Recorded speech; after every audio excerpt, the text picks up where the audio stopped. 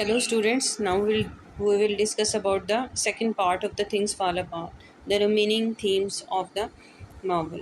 जैसे कि मैं आपको पहले ही बता चुकी थी, प्रोटैगनिस्ट ओकोंको का gap generation with his own father because he thought he is the coward person, and the definition of masculinity for his tribe, और जिस तरीके से जो ट्राइब्स थे, डेफिनेशन उनकी the person should be the fierce and the warrior, and brutal killing was the normal approach to judge the bravery of any person.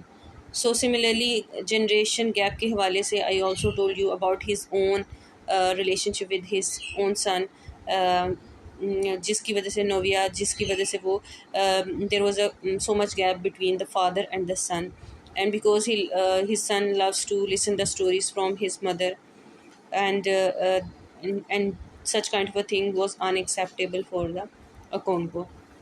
इसी तरीके से अब अगर हम देखें तो जो इम्पोर्टेंट थीम्स के हवाले से जब हम उसको कर रहे थे, तो उसमें से एक इम्पॉर्टेंट थीम जो है प्राइड भी है. Pride he is something he always thinks about that के person should be fierce and should be warrior like him. यही चीज़ जो है उसे उसका सोशल स्टेटस को इंक्रीज़ करती है, because he was also the famous wrestler, और and he won the title in his tribe. तो ये जो प्राइडनेस थी उसकी, जो all the time he proud on such kind of activities, और इस किस्म के जो पॉइंट ऑफ व्यू थे ऑल द टाइम, जो थी जो कि वॉरियर डेफिनेशन थी अमोफिया में, ये वो इसको कंसिडर करता है. और यही इसकी बेसिक जो रिलेशनशिप के दरमियान जो गैप की वजह बनी चीज़ों की. बिकॉज अगर आप देखें कि when he was in exile at the maternity side from his mother family, तो जब उसे 7 years एग्जाइल का टाइम पीरियड बियर करना पड़ा बंचा के अंदर, जहाँ पे वहाँ पे इसके जो रिलेटिव थे मदर साइड से, they were living there, because these people were not like killing, brutality, such kind of. Instead they like to do the negotiation, इस किस्म की जो जिससे पीस के एलिमेंट से रिलेटेड एक्टिविटीज़ में इन्वॉल्व थे. That's why he considered them they are not a warrior, just like a mafia, his own tribe. तो जैसे कि वो अपने फादर को भी कंसिडर करता था he is a covered person, कि म्यूज़िक में और इसी तरीके ड्रिंकिंग में अपना टाइम स्पेंड करता है. और लेकिन अगर आप देखें तो इसका यही जो प्राउड है, इसके ट्रेजिक फाल का रीज़न बना, और एट द एंड इसको सुसाइड करना पड़ा, हैंग हिमसेल्फ. यहाँ पे 7 years जो इसने एग्जाइल बियर किया था, वो एक जोडो के फ्यूनरल पे, जब इसने there was a drum beating was going on, the people were dancing and the celebrations, like a spirit celebrations were going on. उस टाइम के अंदर जब शूटिंग हो रही थी, तो एक्सीडेंटली इससे जो ओजोडो का जो सन था has been killed from his hand, जिसकी वजह से that was a great sin consider किया जाता था, if you will kill your own clansman. तो इस हवाले से फिर से 7 years एग्जाइल बियर करनी पड़ी, जिसकी वजह से इसका सोशल स्टेटस जो था इससे छीन लिया गया एज अ टाइटल जो था. इसी तरीके से अगर आप सेकंड इसका देखें तो repressive, all the time in the novel we will see he will try to repress his emotions, his feelings, whether his emotion and feelings toward his father, whether there is a tug of war between his own self and with the other relations.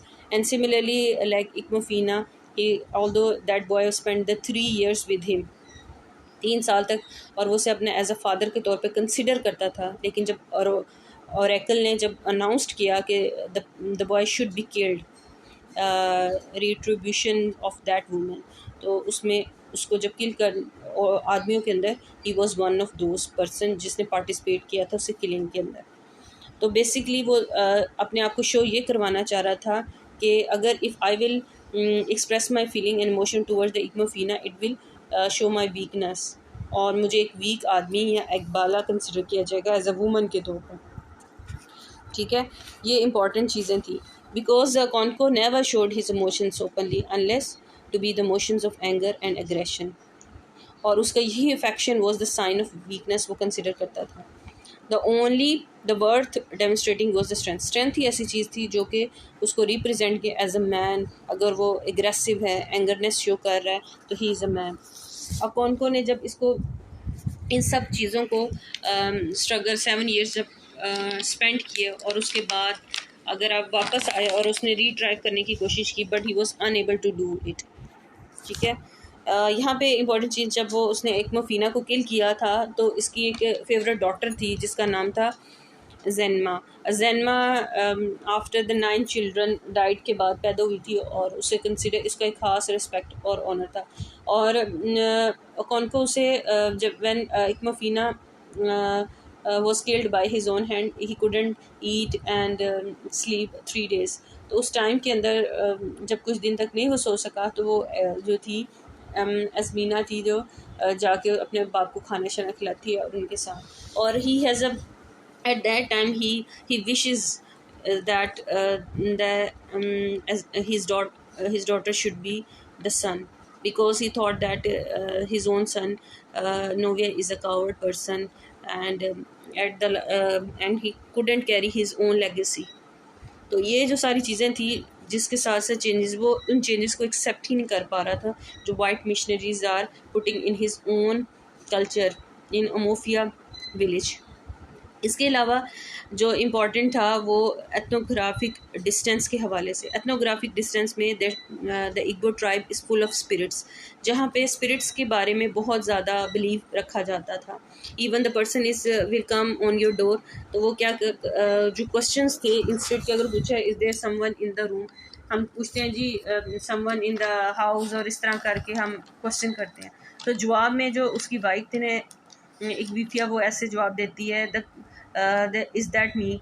और उसका believe, ये लोगों का believe होता है कि अगर हम यस कहेंगे तो हो सकता है कि जो ईवल स्पिरिट्स हैं वो कि अनइनवाइटेडली उनके घरों के अंदर एंटर हो सके।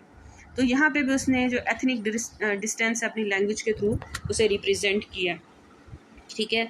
और किस तरीके से जो कल्चर अफ्रीका का और यूरोप का कितना डिफरेंट है, लैंग्वेज भी है, उनके सुपरस्टिशियस बिलीव्स क्या थे। ठीक है।